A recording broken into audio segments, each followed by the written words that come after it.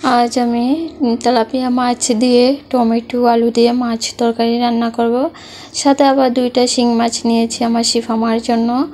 তো দেখেন কত সুন্দর লাল টকটকে একদম টমেটোটা, আবার নরমও ছিল, বাবা নিয়ে আসছে বাজার থেকে।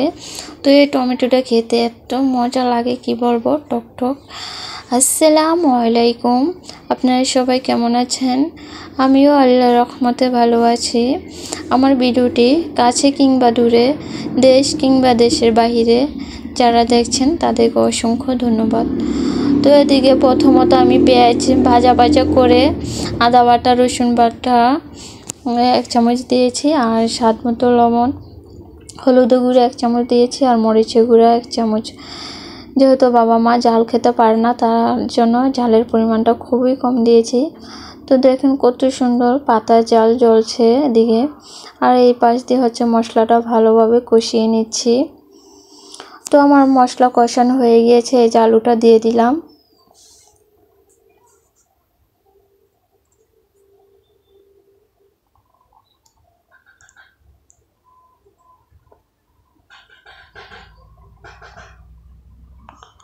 তো এখন ঢাকনা দিয়ে ঢেকে দিলাম। ঢাকনা উঠিয়ে আলুটা মানে বেশি সিদ্ধ না, হালকা সিদ্ধ হয়েছে, এর ভিতরে আমি টমেটোটা দিয়ে কিছুক্ষণ কষিয়ে নিব। আমার ভিডিওটি যদি ইউটিউব চ্যানেল থেকে দেখে থাকেন প্লিজ সাবস্ক্রাইব করে পাশে থাকবেন, আর পুরাতন আপু ভাইয়াদেরকে অসংখ্য ধন্যবাদ। তো আজকে ভিডিওর ভয়েসটা দিচ্ছি আমি দুপুরবেলা আমার শিফা মাকে ঘুম পাড়িয়ে। তারপর শিফা মা জাগ্না অবস্থায় থাকলে খুবই জ্বালাতন করে, ঠিকঠাক মতো ভয়েস দিতে পারি না। তো এই যে এখন আমার তরকারি কষানো হয়ে গিয়েছে, ঝোলটা পরিমাণ মতো দিয়ে দিলাম।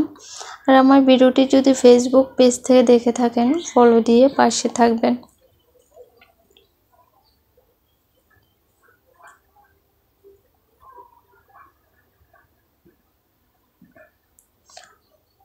তো দেখেন ঢাকনা উঠার সাথে সাথে কেমন ক্যামেরাটা ঘোলা হয়ে গিয়েছে। তো এরকম কার কার সাথে হয় ভিডিও করে সময় গোলা হয়ে যায় আমাকে কমেন্টের মাধ্যমে জানাবেন। আর আপনাদের ঈদ কেমন কাটিয়েছে তাও কমেন্টের মাধ্যমে জানাবেন।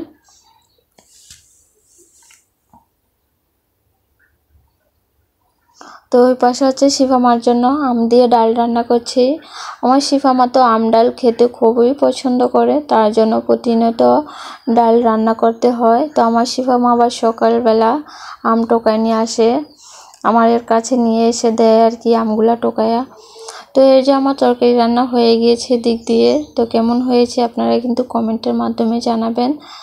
তো আমার রান্না বান্না শেষ করে এখন আবার মেহেদি পাড়ার জন্য চলে আসলাম।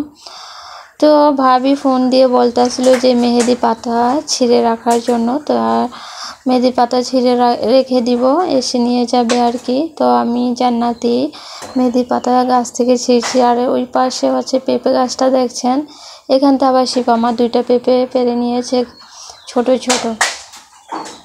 কি বলুন তো, শিফা মা তো কোনো কথাই শুনতে চায় না কথা বললে। তো এই যে আবার চালুন ধরে রেখেছে, ও পাতা ওর কাছে দিচ্ছি আর কি, চালন ধরে রেখেছে। তো আমি আর জান্নাতি পাতা ছিঁড়ে নিচ্ছি। জান্নাতি বলতেছে যে ভাবি আমি তো মেহেদি দিয়েছি, আমার হাতগুলা দেখাও তোমার ভিডিওর মাধ্যমে। তো আমার ভিডিওটি কেমন লেগেছে সবাই কমেন্ট করে জানাবেন। আজকের ভিডিও পর্যন্ত, আল্লাহ হাফেজ।